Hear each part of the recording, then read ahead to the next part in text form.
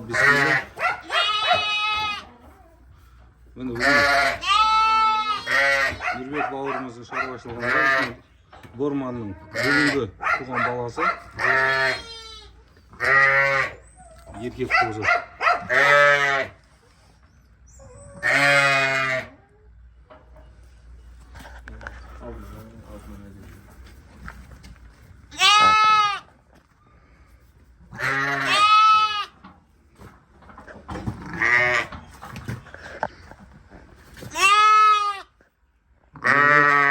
Құлбаев бауырымыздың шаруашылығында Борман деген Борман атты қошқардың баласы.